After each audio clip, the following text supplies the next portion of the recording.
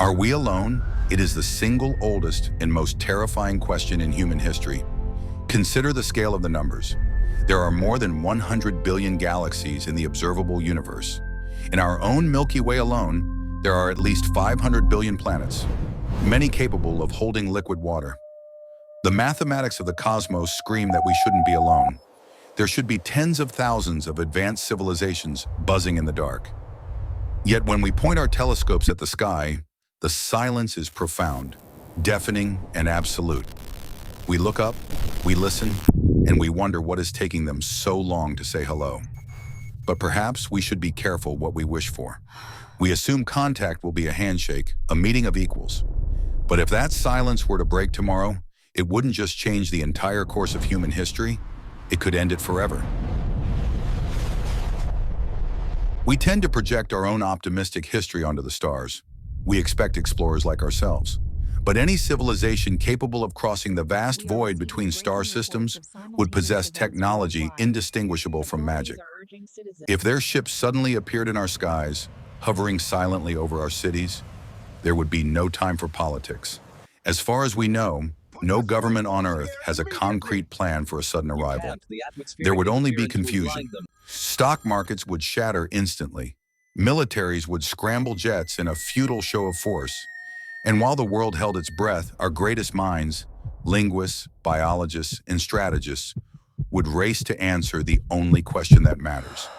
Did they come to save us, or did they come to replace us? While the generals obsess over planetary defense and weaponry, the scientific community would be paralyzed by a much deeper, more primal fear: biology. Evolution experts argue that life anywhere in the universe might follow the same basic rules: DNA, proteins, and survival of the fittest. They might have eyes to see us and hands to hold tools, but they could also be something entirely alien to our understanding, a twisting nightmare of organic matter that doesn't follow our rules. As the uncertainty grows, panic would set in across the globe. Civilians would abandon the major cities, fleeing to the hills, hiding behind locked doors, waiting in the dark for a signal. We would all be waiting to see if we are about to meet our neighbors, or if we are facing our extinction. The most truly terrifying scenario isn't a laser battle or a dramatic invasion fleet. It is absolute silence. If we send a message of peace and receive absolutely no reply, human paranoia would take over and panic would reign. We might ready our nuclear arsenals, our most destructive weapons. But against an interstellar species that has mastered the physics of space travel, a nuclear missile might be as harmless as throwing a stone at a tank. It would be useless, and ultimately, they might not even need weapons to defeat us. If they carry hazardous microorganisms, alien bacteria, or viruses from a distant world, we would have absolutely no natural immunity. A simple, polite greeting could turn into a silent, invisible planetary plague. They could wipe out the entire human race without ever firing a single shot, simply by breathing our air and letting nature take its course.